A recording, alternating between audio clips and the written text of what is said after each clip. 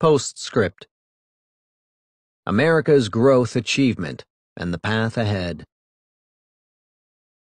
Declining Growth, Innovation and the Headwinds. This book's title, The Rise and Fall of American Growth, might seem to imply a sense of success followed by failure, but that is not the message to be conveyed.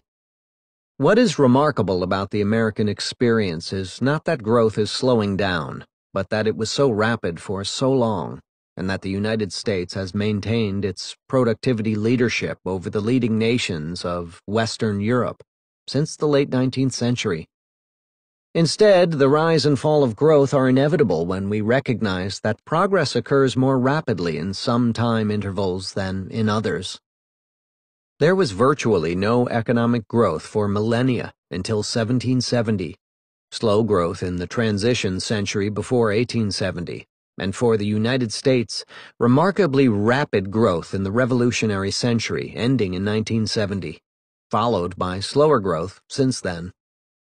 American growth slowed down after 1970 not because inventors had lost their spark or were devoid of new ideas, but because the basic elements of a modern standard of living had by then already been achieved along so many dimensions, including food, clothing, housing, transportation, entertainment, communication, health, and working conditions. The 1870 to 1970 century was unique. Many of these inventions could only happen once, and others reached natural limits. The transition from carrying water in and out to piped running water and waste removal could only happen once, as could the transition for women from the scrub boards and clothesline to the automatic washing machine and dryer. After 1970, innovation excelled in the categories of entertainment, information, and communication technology. Television made its multiple transitions to color, cable, high definition, flat screens, and streaming, and the mainframe computer was joined by the personal computer, the Internet, and the World Wide Web, search engines, e-commerce, and smartphones and tablets. The timing of the stream of innovations before and after 1970 is the fundamental cause of the rise and fall of American growth. In recent years, further downward pressure on the growth rate has emerged from the four headwinds that are slowly strangling the American growth engine. Rising inequality has diverted a substantial share of income growth to the top 1%, leaving a smaller share for the bottom 99%. Educational attainment is no longer increasing as rapidly as it did during most of the 20th century, which reduces productivity growth. Hours worked per person are decreasing with the retirement of the baby boom generation. A rising share of the population in retirement, a shrinking share of working age, and longer life expectancy are coming together to place the federal debt to GDP ratio after the year 2020 on an unsustainable upward trajectory. These four headwinds are sufficiently strong to leave virtually no room for growth over the next 25 years in median disposable real income per person. Perspectives on American economic performance. The United States emerged from World War II with an unprecedented economic and political dominance. From 1948 to 1973, the Great Compression in the income distribution brought rapid increases in real wages from the top to the bottom, and the world's first mass consumer society was created. Ordinary citizens could finally afford the cars, televisions, appliances, and suburban houses that industry stood ready to produce.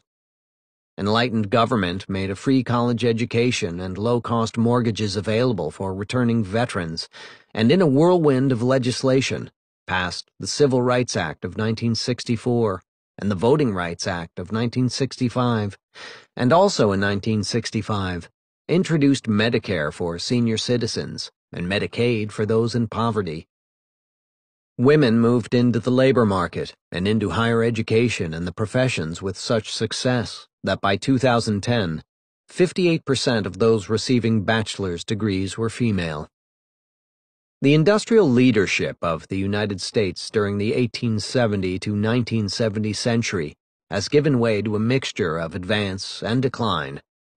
Though manufacturing employment has declined steadily as a share of the economy, American inventions have established a new phase of dominance.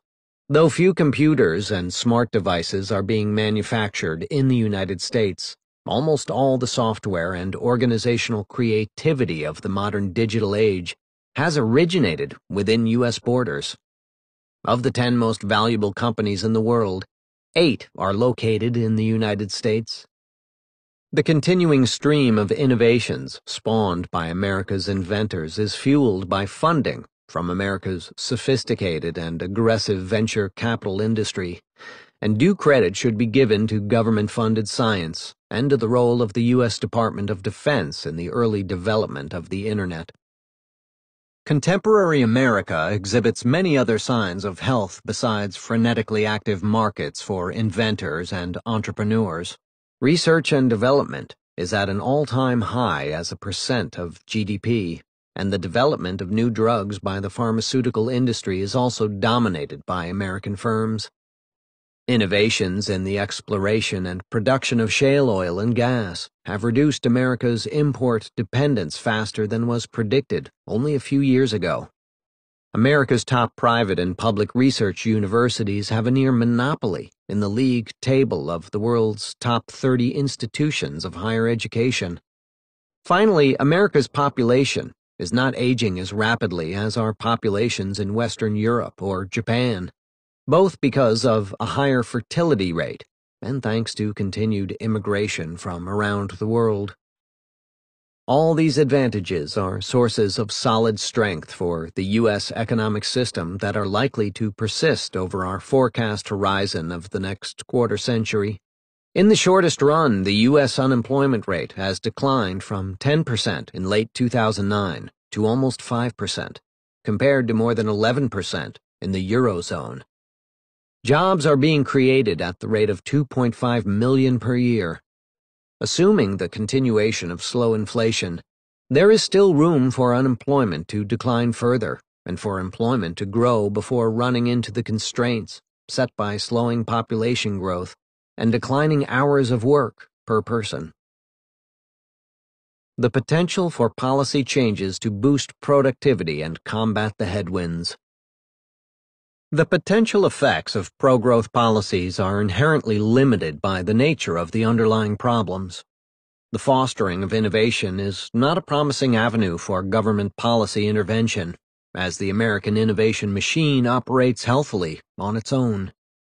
There is little room for policy to boost investment, since years of easy monetary policy and high profits have provided more investment funds than firms have chosen to use. Instead, educational issues represent the most fruitful direction for policies to enhance productivity growth. Moreover, overcoming aspects of the education headwind matters not only for productivity growth. A better educational system, particularly for children at the youngest ages, can counter increasing inequality and alleviate the handicaps faced by children growing up in poverty. The inexorable rise of inequality can be countered at the top by higher taxes on the highest earners, who have captured so much more of the income pie than was true 40 years ago. At the bottom, an increase in the minimum wage and an expansion of the earned income tax credit can divert more of the economic pie to those in the bottom half. The decline in marriage, which stems in part from the absence of men, many of whom languish in prison, can be countered to some extent by a reform of incarceration policy and a further movement toward drug legalization. Creative policies to reform education are available from preschool to middle school to higher education. Inequality can be alleviated and productivity growth promoted by combating overly zealous and regressive regulations. The demographic headwind that is shifting the share of the population from working to retirement status can be offset by new immigration policies that substantially raise legal limits while emphasizing the education and work experience of would-be immigrants. The post-2020 fiscal reckoning does not require higher payroll taxes or lower retirement benefits, as new sources of fiscal revenue are available from drug legalization, increased tax progressivity, tax reform that eliminates most tax deductions, and a carbon tax that provides incentives to reduce emissions. Toward greater equality of outcomes. Increasing inequality combines rapidly rising incomes at the top with stagnant incomes at the middle and bottom. Policies to influence inequality face a fundamental asymmetry because we want to make those in the bottom 99% more productive and find ways for them to earn higher incomes. But we have no parallel desire to make those in the top 1% less productive, nor to find ways for them to contribute less to the economy and to society. Policies to increase the equality of outcomes narrow the disparity between top and bottom by reducing disposable income at the top and raising it at the bottom. Progressivity of the tax system. The share of income earned by the top 1% almost tripled, from 8% in 1974 to 22% in 2014, and the share of the top 0.01% quintupled over the same period, from 1% to 5%. Many high-income earners, particularly sports and entertainment stars, earn pure rents, the excess of their pay over the next best job they could obtain. CEO pay as a ratio to average worker pay increased from 22 times in 1973 to 352 times in 2007, and further evidence of rent is seen in that the ratio increased by a factor of 16 when CEOs were performing the same functions as before. One policy solution is to tax these rents by introducing super bracket tax rates applicable to those making more than, say, $1 million, and another higher rate for those making more than $10 million. Another pro-equality policy change would be to make tax rates on dividends and capital gains equal to those on regular income, as was in effect between 1993 and 1997, thus ending the current anomaly whereby Warren Buffett pays a lower tax rate than his secretary. Still, another step toward equity would be to eliminate the provision in tax law that exempts from taxation the increase in the value of financial assets passed on through inheritance. The minimum wage. The most frequently proposed policy measure to boost the growth rate of real wages at the bottom is to increase the federal minimum wage, which is currently set at $7.25. This is 12% less than the average value of the minimum wage in the 1960s, expressed in 2014 prices. Over the same 50 years, real compensation per hour rose by 115%.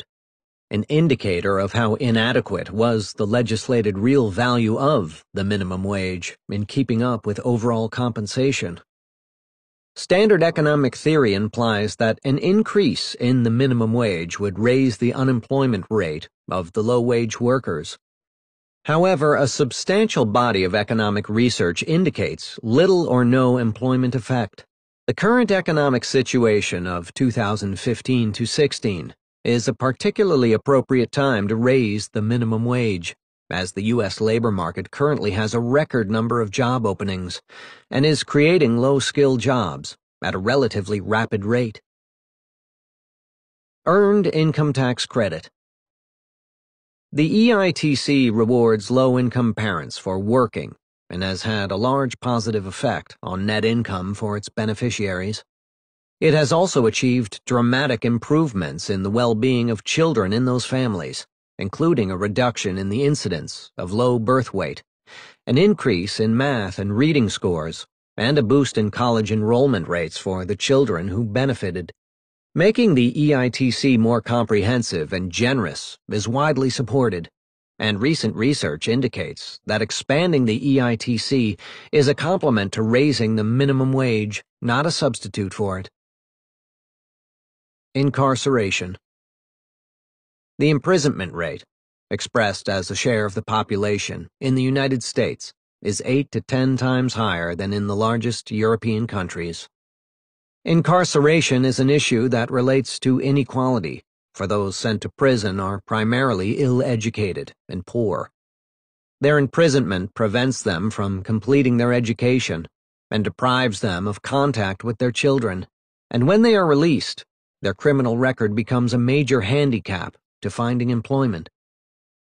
Even what jobs are available are usually of the most menial type, for years of incarceration cause job skills to erode.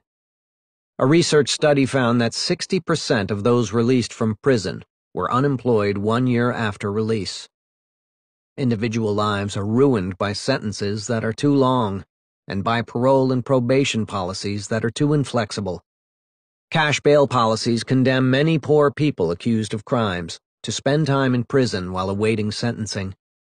Several million children grow up while a parent is in prison, hampering their childhood development.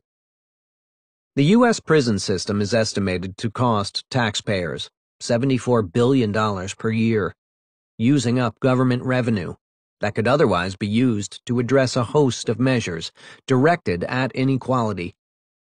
The policy solutions to this aspect of inequality are unique in that they would reduce government spending rather than require new expenditures. Some of the saving could be devoted to programs to deal with drug addiction and mental health issues experienced by those released from prison. It is not enough for the needed reforms to impose shorter sentences, for decades of imposing long sentences have left many older men in prison who are now of little threat to society. Only a widespread movement toward pardoning can make an appreciable dent in the prison population. Drug legalization. The case for drug legalization rests on the high costs and limited effectiveness of drug prohibition. Jeffrey Myron and Catherine Waldock have tallied up the costs of drug prohibition as of 2010 at $88 billion per year. Legalization would allow half of this to be avoided through saving in police enforcement, court costs, and the capital and personnel costs of the portion of the prison system required to house drug offenders. The other half of the potential savings represents currently foregone tax revenue, assuming that legal drugs would be taxed at rates comparable to tobacco. These cost estimates do not count the less tangible effects of incarceration for drug offenses, such as the loss of civil liberties and the negative consequences of a criminal record for future income and employment. Toward greater equality of opportunity. Preschool education. Though preschool is universal for 4-year-olds in countries such as Britain and Japan, in the United States, only 69% of that age group is enrolled in preschool programs, ranking U.S. participation as number 26 among OECD countries, with the poorest children least likely to be enrolled. The United States is ranked 24th for the fraction of 3-year-olds participating in preschool programs, with a 50% enrollment percentage as compared to at least 90% in such countries as France and Italy. The United States ranks poorly not just in the age at which children enter preschool, but also in class sizes and per-pupil expenditures. The benefits of preschool education apply to all students, but particularly to those growing up in low-income families. Children of poor parents, who themselves have a limited educational attainment, enter kindergarten at age 5 suffering from a large vocabulary gap that limits their performance in elementary and secondary education, and that leads to high dropout rates, and often to criminal activity. Age 5 is too late for the educational system to intervene in the learning process, for by then, the brain has already developed rapidly to build the cognitive and character skills that are critical for future success. Poor children lack the in-home reading, daily conversation, and frequent question-answer sessions, so common in middle-class families, particularly those in which both parents have completed college. James Heckman and others have studied follow-up data on outcomes of children who have completed experimental preschool programs. They estimate that one program yielded a per-year return of 7% to 10%, consisting of increased school and career achievement together with reduced costs of remedial education, as well as lower health and criminal justice system expenditures.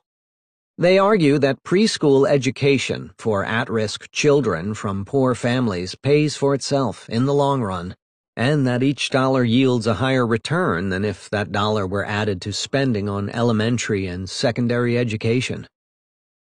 Effective preschool education is devoted not only to vocabulary and other learning skills, but also to character skills such as attentiveness, impulse control, persistence, and teamwork. Secondary and higher education.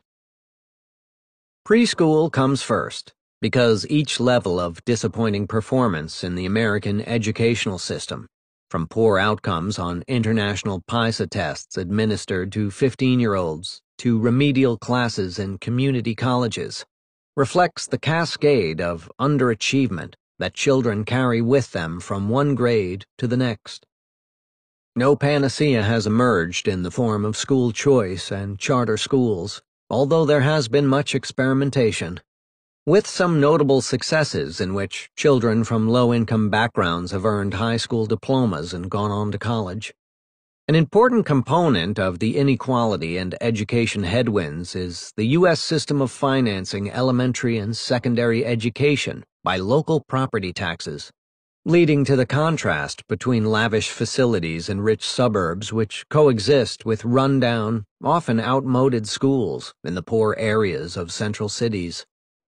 A shift of school finance from local to statewide revenue sources would reduce inequality and improve educational outcomes. Ideally, schools serving poor children should have the resources to spend more than those serving well-off children, rather than less, as at present. High costs and rapidly escalating student debt have emerged as the leading problems in American higher education.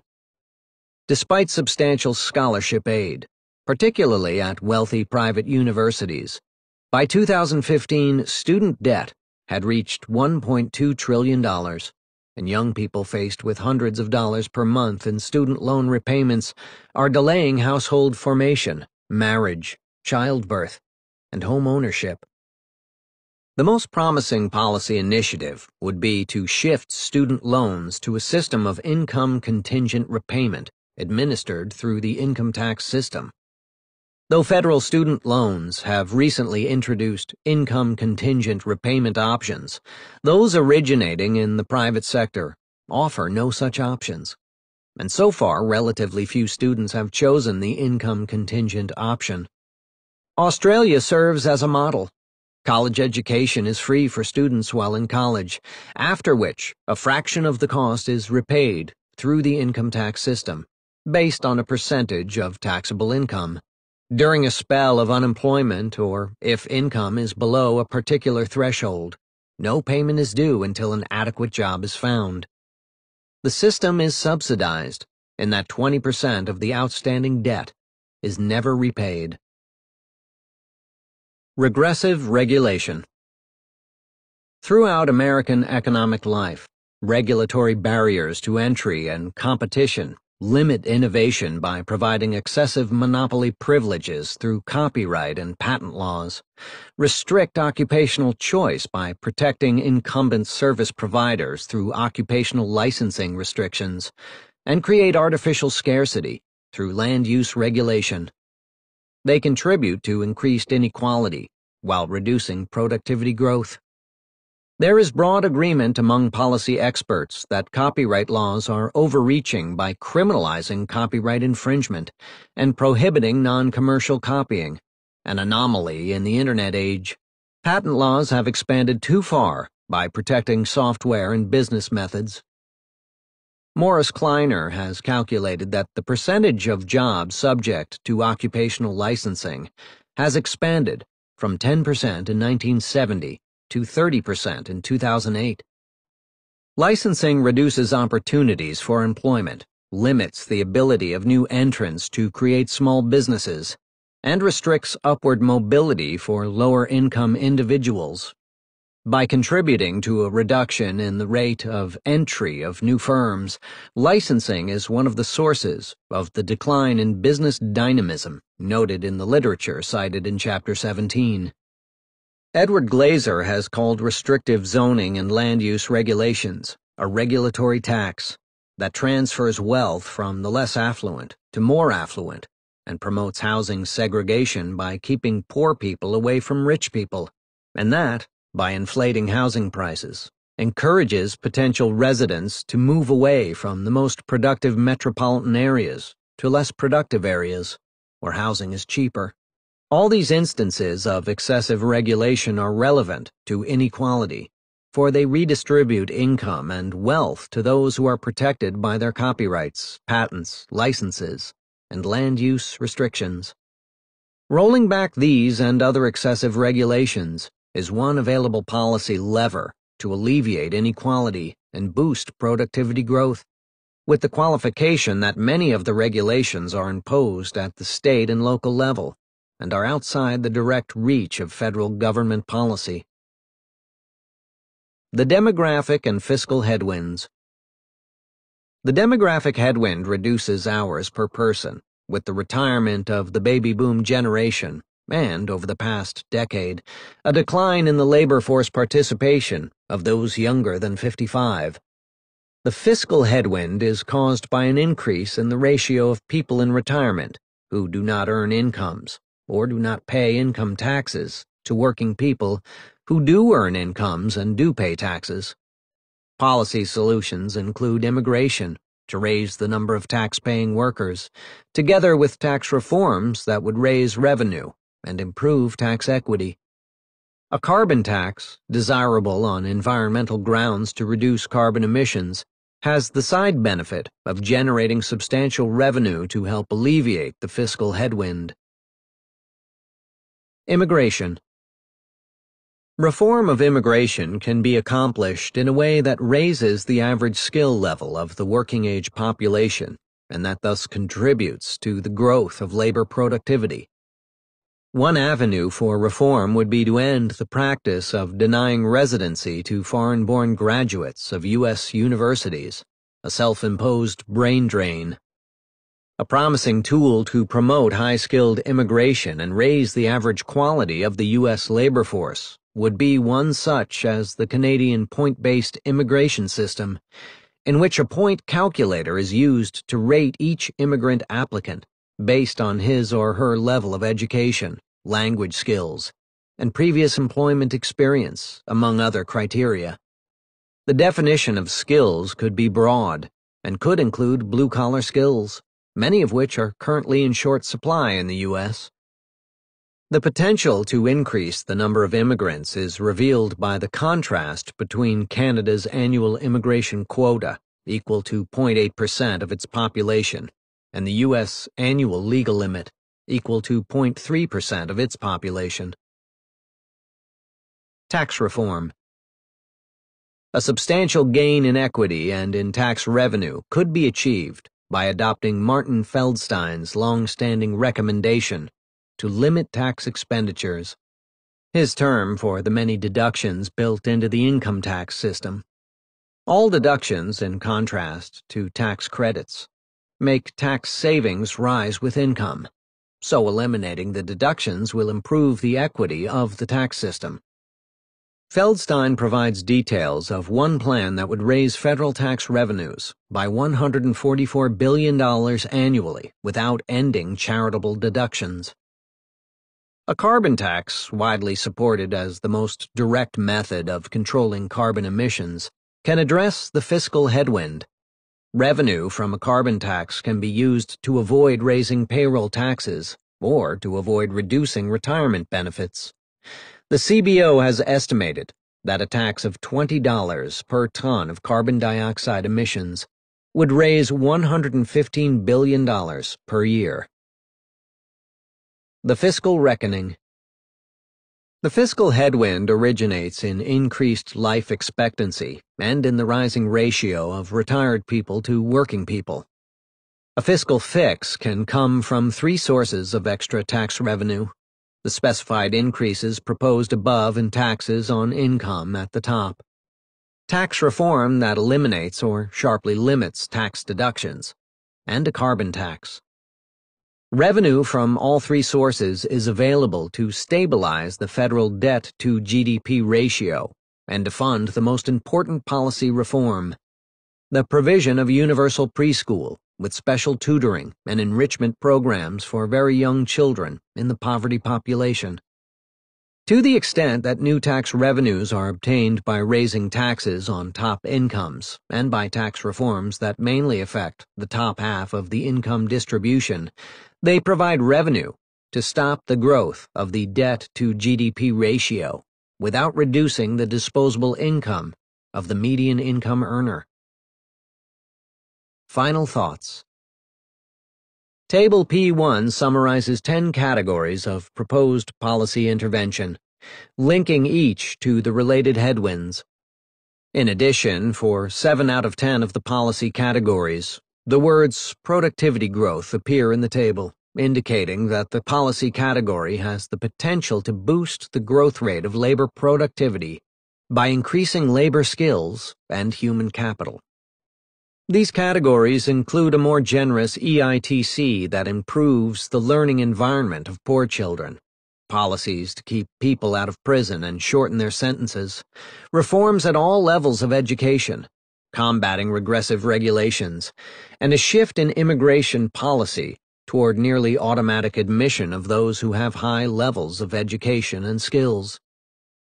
The sources of slow productivity growth, rising inequality, and declining hours of work per person rest on fundamental causes that will be difficult to offset. There is no claim here that, even were all proposed policy initiatives implemented, median disposable real income per person would be boosted by more than a few tenths of a % above the rate that would occur without these policy changes. Yet, whatever their effect on economic growth, these measures, taken together, would create a more equal, better educated society, together with new sources of tax revenue to resolve the fiscal headwind and pay for new high-priority government programs, particularly preschool education. Please subscribe and press the bell icon to never miss another update. Please like, share and comment.